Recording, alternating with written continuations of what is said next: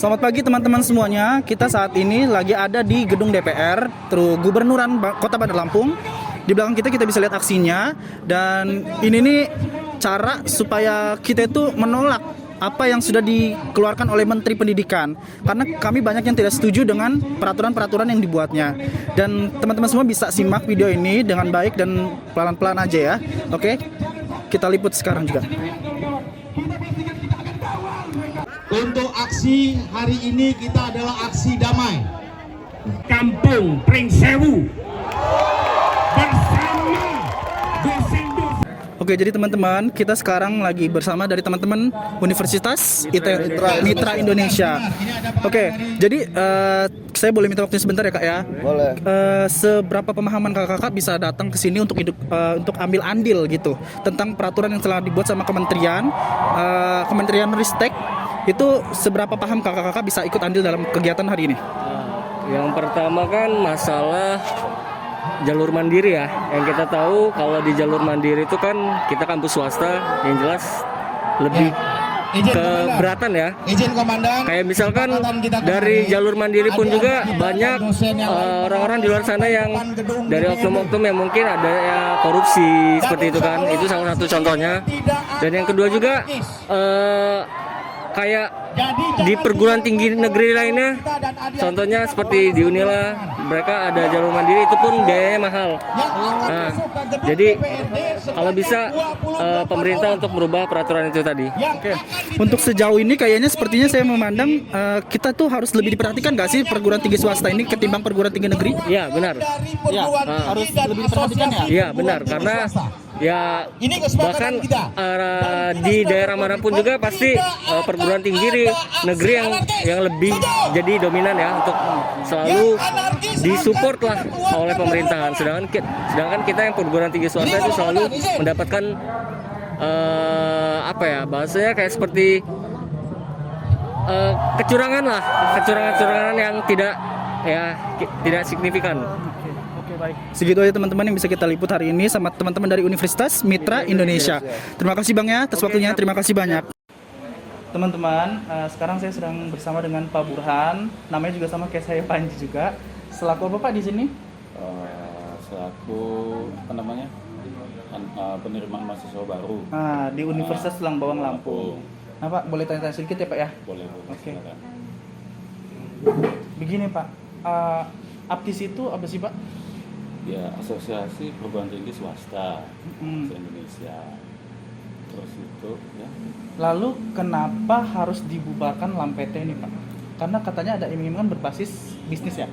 Ya, kalau menurut yang dari istilahnya dari pendapat kita masing-masing, terus pendapat dilihat dari alokasinya sih, kalau untuk LAM-PT itu ya kenapa harus dibubarkan? Karena dia orientasinya sudah bisnis. Karena untuk biaya kita akreditasi untuk perguruan tinggi swasta itu sangat berat. Sebagai contoh, untuk fakultas teknik yang sudah masuk dalam PT, sudah itu administrasi bisnis yang sudah masuk dalam PT itu biayanya ya kisaran hampir 60 juta sekali akreditasi. Kalau sedangkan PT kan tidak mengeluarkan biaya, biaya ditanggung oleh negara. Apalagi kita untuk perguruan tinggi swasta ini kan hidupnya dari mahasiswa. Ya kalau mahasiswa aja banyak, kalau mahasiswa kita terbatas sedikit, ya untuk memenuhi akreditasi itu ya sangat-sangat kurang lah. Maka ya sama saya semua berlomba-lomba untuk buka LAM-PT. Ya gimana nggak ajang bisnis lah itu ya. Begitu. Oke. Jadi itu teman-teman bisa dimengerti ya kenapa perguruan tinggi swasta itu melarang ya Pak ya? Melarang. Kalau untuk LAM-PT tersebut ya gitu. Lebih baik kembali ke yang dulu aja BAN-PT ya, karena itu gratis ya. Gratis, sama juga kan saya rasa sih nggak memberatkan ya, nggak terlalu banyak asosiasi. Sedangkan asosiasi yang lain sudah ada itu ya saya rasa nggak bergerak semua ya, nggak bermanfaat lah. Udah setelah menjelang itu ya hilang begitu aja. Oke, kita lanjut Pak ke pertanyaan berikutnya. Ini kenapa harus dibubarkan penerimaan mahasiswa baru jalur mandiri di perguruan tinggi negeri? Iya, karena kan untuk jalur mandiri untuk perguruan tinggi negeri itu kan mereka ada di negeri saja, swasta tidak. Terus itu ya memang nggak semua ya perguruan tinggi negeri yang curang ya, tapi kebanyakan indikasinya curang. Karena yang istilahnya alokasi untuk jalur mandiri itu misalkan diminta untuk biaya alokasi sekian, tapi di luar itu ada tambahan-tambahan yang diminta, itu pun langsung masuk kantong sendiri. Maka terjadi ya, ambil contoh kayak kejadian yang di rektor Unila kemarin itu. Oh iya itu besar beritanya. Ya, besarnya ya istilahnya ya sangat menjadi perhatian lah se-Indonesia lah itu. Maka ya kita tekan sih, bukan di Unila aja sih, saya rasa untuk yang lain-lain juga begitu sih. Tapi ya nggak semua perguruan tinggi negeri ya. Oke, kita pertanyaan terakhir nih Pak. Mengapa harus dibubarkan tes uji kompetensi oleh komite? Kalau untuk tes uji kompetensi itu kan berlakunya untuk yang sekolah-sekolah kesehatan ya, kompetensi itu ya yang sudah berlaku ya. Tapi kalau untuk kita yang sosial atau yang teknik kayaknya sih belum ya. Rata-rata untuk kompetensi ya sangat-sangat memberatkan lah bagi mereka ya. Karena oke lah kalau memang diterapkan semua, tapi kan itu cuma untuk saya rasa untuk kompetensi profesi khusus untuk kesehatan saja ya. Ya mereka untuk dibubarkan. Ya kenapa enggak? Karena kan ya ujung-ujungnya uang semua sih, uji kompetensi ini, kompetensi itu ya semua juga ke dana itulah.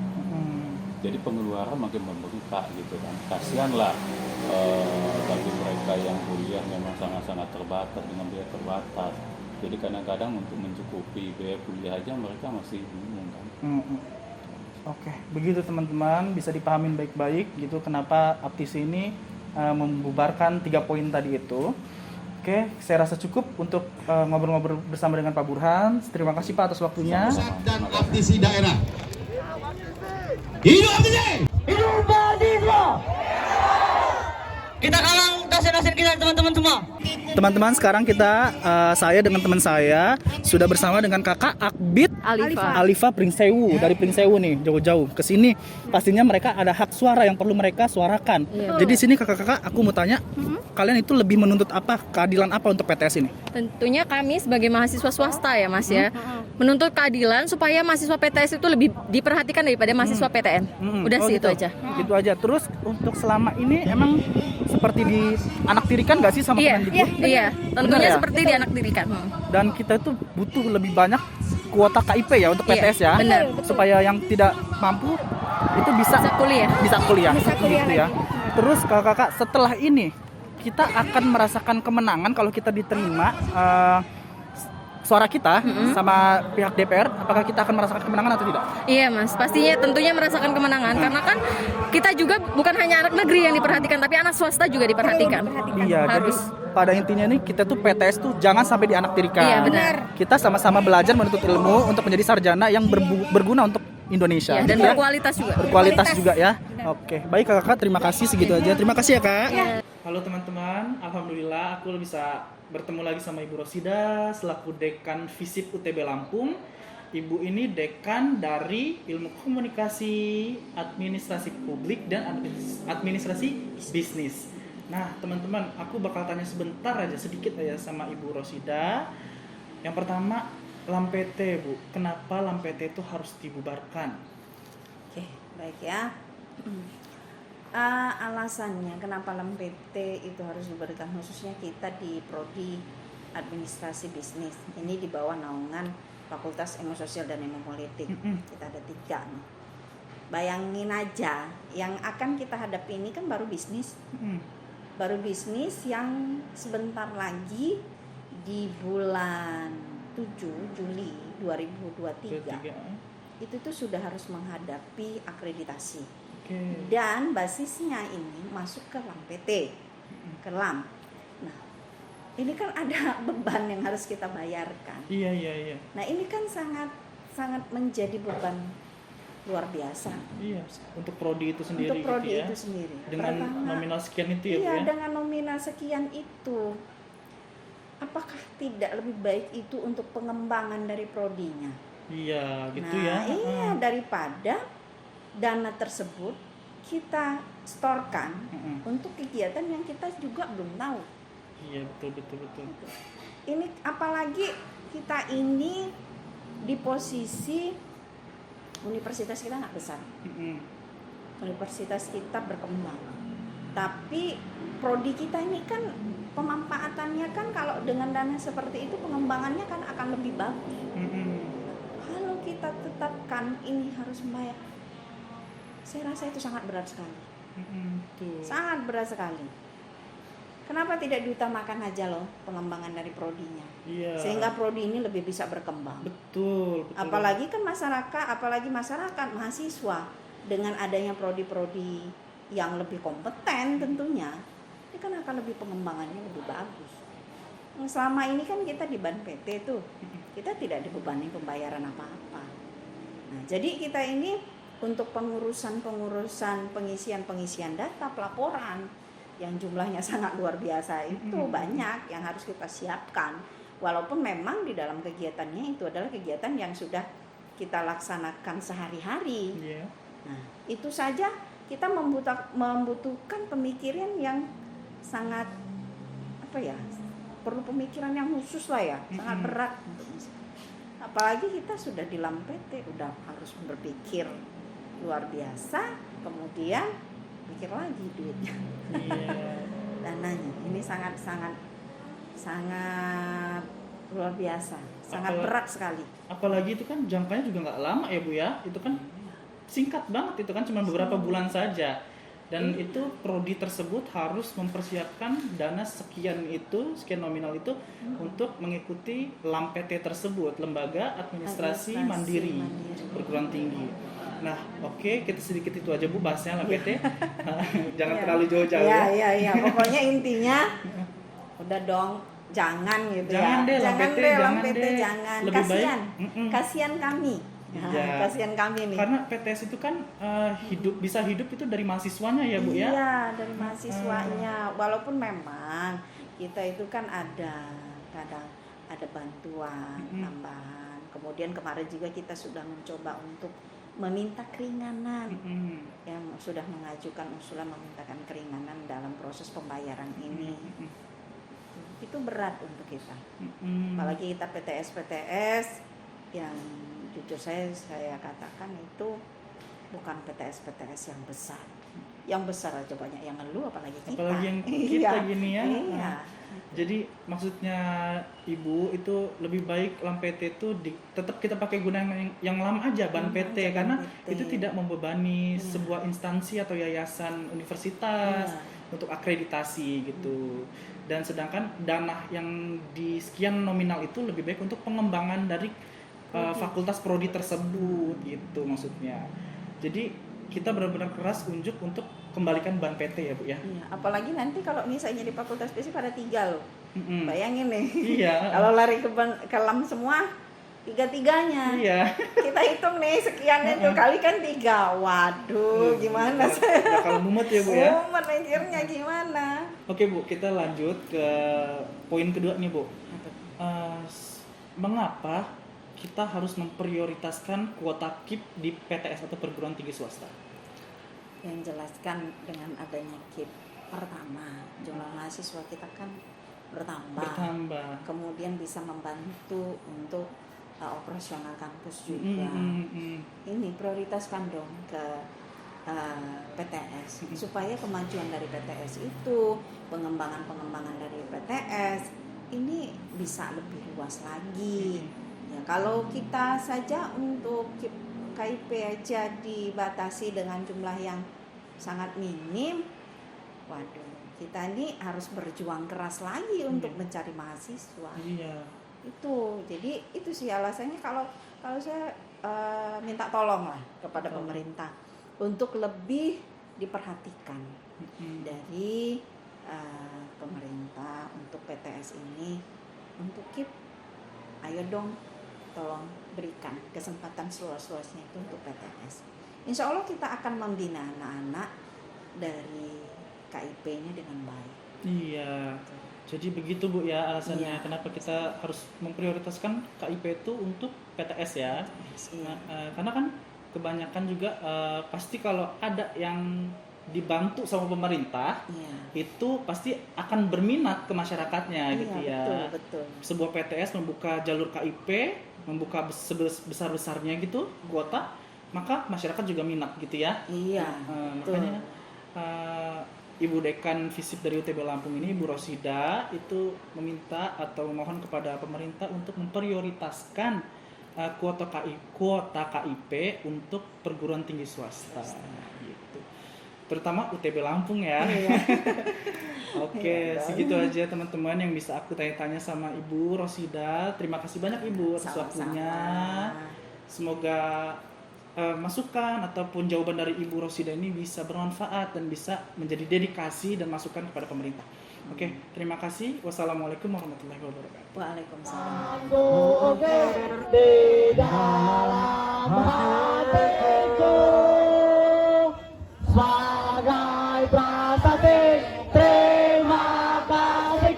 Teman-teman, tadi kita udah sama-sama ngelihat kalau inilah cara kami sebagai mahasiswa perguruan tinggi swasta di Bandar Lampung maupun di luar Bandar Lampung itu mendukung, menyanyikan sorak suara kami untuk mendukung para dosen kami yang sedang melakukan masukan suara dari PTS kepada pihak DPR. Seperti kami membubarkan itu yang ada di depan sana teman-teman. Baik, karena kita masih dalam keadaan hiruk pikuk rame, saya tutup dulu. Sekian dulu, kita sama-sama melihat ini teman-teman ya. Oke, terima kasih. Bubarkan jalur mandiri.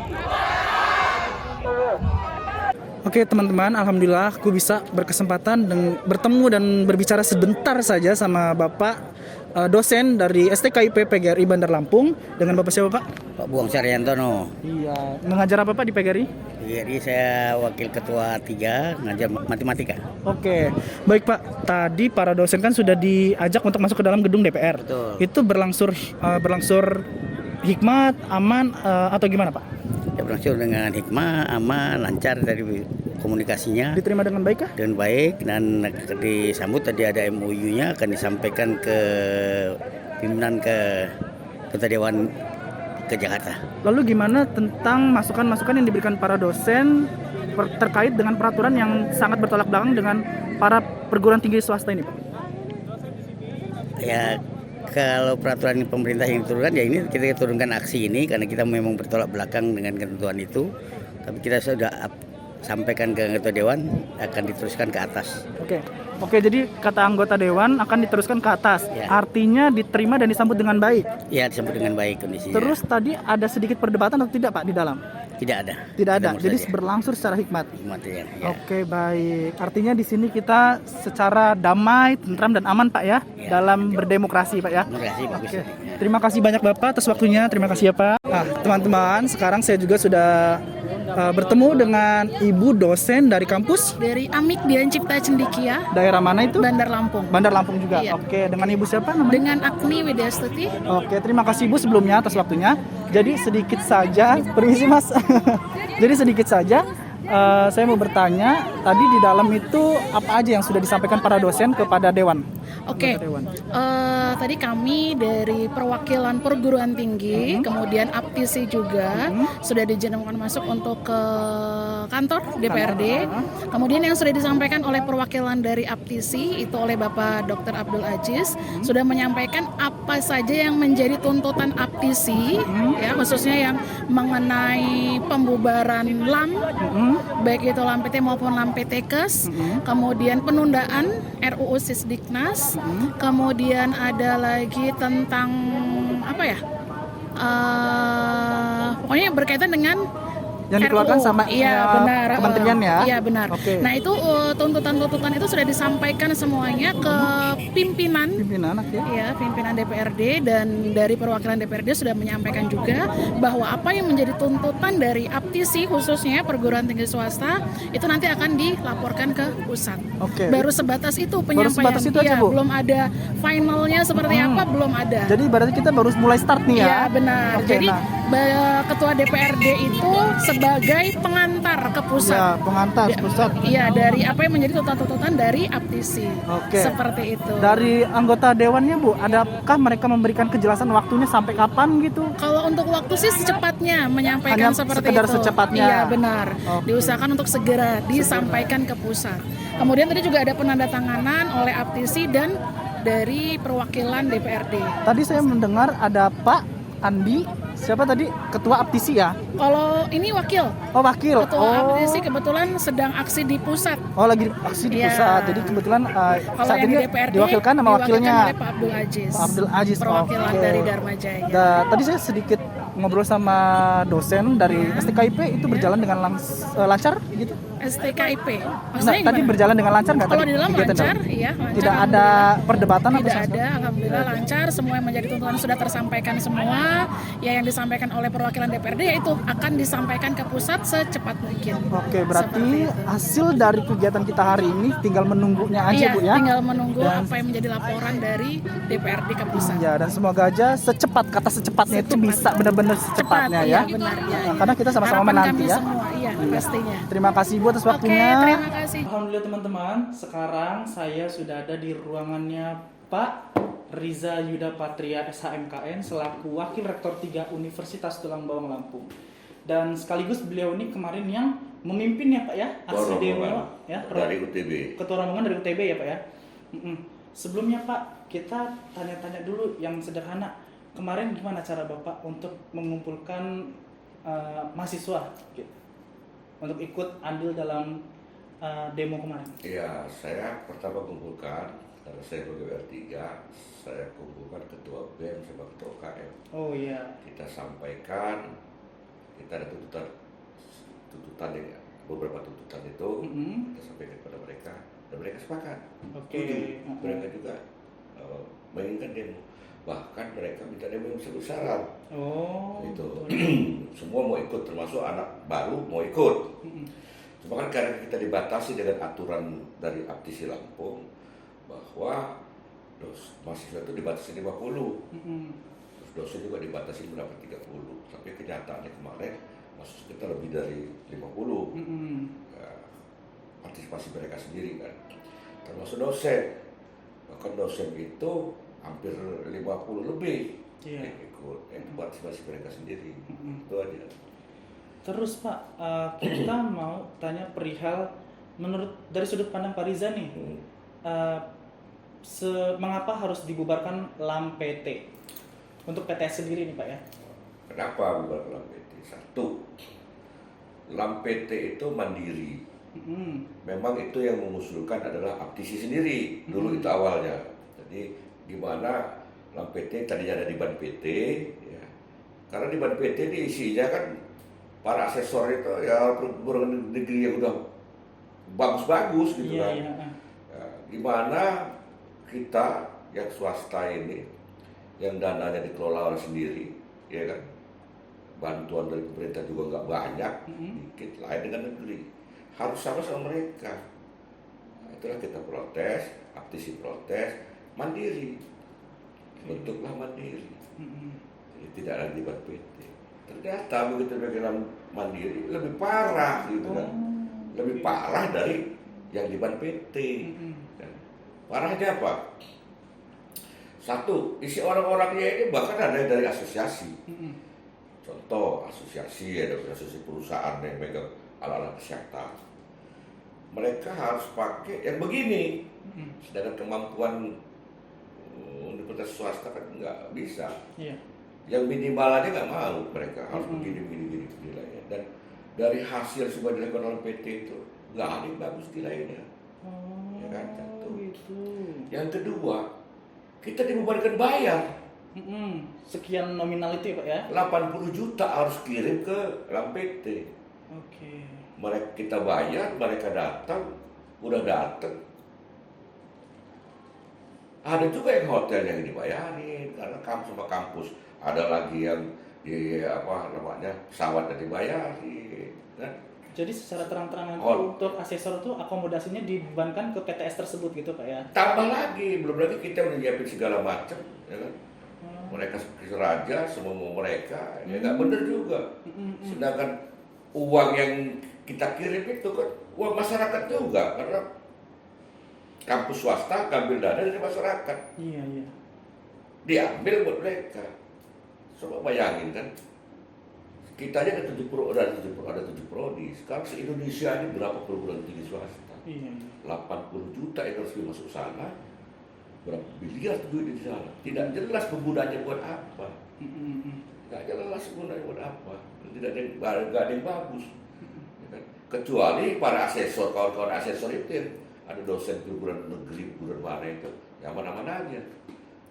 Karena mereka tidak mau tersaingi oleh kita swasta, ya. Jadi nggak benar. Itu kalau salah BPT harus bubar. Bubar. Sangat liberal itu. Bubar. Kalau misalkan dari kementerian Pak dianjurkan untuk perguruan tinggi swasta itu akreditasinya pakai LAM PT, lalu kalau perguruan tinggi negeri itu gimana Pak? Sama juga LAM PT juga. LAM PT juga. Ya, tapi kan isinya juga kan ada dari asosiasi, ada dari asesor dari perguruan negeri, ada juga sih dari swasta. Ada, tapi kan mereka swasta sudah bagus-bagus, sudah A semua. Gitu kan. Oke Pak, kita kembali ke pertanyaan Pak. Pertanyaan selanjutnya. Saya tadi dapat informasi dari dari Dekan FISIP, Ibu Rosida. Itu ternyata di bulan Juni atau Juli 2023 itu jurusan administrasi bisnis itu akan melakukan akreditasi. Jika itu dilakukan dengan LAM PT, menurut pandangan dari Pak Riza itu gimana Pak? Ya kita store ikutin aturan, tapi kita nggak tahu ya tuntutan kita ini mereka akomodir nggak gitu kan. Karena kemarin demo itu kan bukan di Lampung, kan seluruh Indonesia, termasuk di Jakarta. Ya, jadi menurut saya sekarang kan ikut standar mereka. Ya berat juga kita kan. Tapi kita sama-sama ini Pak ya masih berusaha sekarang ya Pak ya supaya dibatalkan LAM PT tersebut ya Pak ya, supaya tidak membebani dari PTS tersebut gitu Pak ya.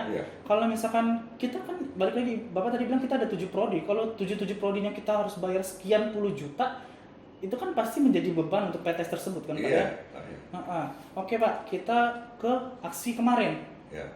Kemarin kan lebih dari perkiraan nih mahasiswa yang datang karena mereka ingin ikut dedikasi membela PTS-nya tersebut, perguruan tinggi swasta. Untuk di dalamnya Pak, mahasiswa kan gak ada yang boleh ikut. Gimana Pak kondisi di dalamnya?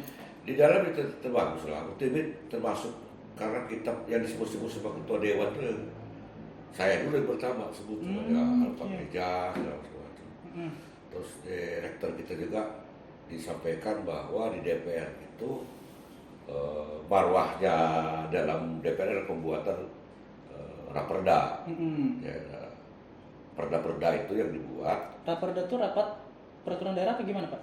Rencana peraturan daerah. Rencana peraturan daerah. Rencana peraturan daerah raperda untuk jadi perda di daerah. Nah sebelum itu lolos kan harus masuk dalam nama panitia dulu.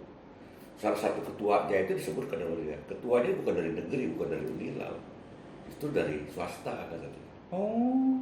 Disebutkan di situ dari swasta. Siapa dari swasta? Yang namanya Dr. Mulyono, rektor UTB, berarti kita pakai swasta. Karena itu marwahnya di dalam itu. Ya, itu sebetulnya terbangga juga kita, karena jadi perkenalkan saya sama ketua DPR, terus Pak Mul, rektor kita disebutkan juga, dan bahwa kita banyak membantu juga di dalam bidang-bidang pembuatan raperda. Ya bangga juga kita kan. Gitu kan. Untuk terakhir nih Pak, hasil dari pertemuan antara anggota dewan dengan seluruh dosen perguruan tinggi swasta yang ada di Lampung ini gimana Pak? Ya kita menjabarkan aspirasi yang sama kemarin TC gitu, udah dirancang sama, tuntutannya sama, kalian sudah tahu apa-apa, itu mereka ternyata diteruskan. Ya. Karena di situ juga ada dari eksekutifnya itu asisten gubernur, karena gubernur nggak bisa hadir karena ada acara, asisten gubernur, maka itu akan diteruskan ke DPR RI, dari DPR dan ke kementerian. Jadi mereka tanda tangan cap bahwa mereka ini mereka sepakat kirim. Nah itu seluruh Indonesia akan kirim semua ke sana sebagai pressure ya kepada Menteri Nadiem ini. Gitu. Baik. Dan itu pasti dijelaskan untuk segera akan keluar gitu Pak ya keputusannya ya. atas aspirasi yang diberikan. Ya tentu kita tuntut cepat. Iya, nuntut cepat gitu ya. Cepat. Tapi kan kita nggak tahu prosesnya di sana gimana. Termasuk mereka ke Istana Negara walaupun tidak terima presiden, tapi kan ada sekretariatan KSP itu yang menerimanya. Nah itu akan disampaikan juga gitu kan. Oke.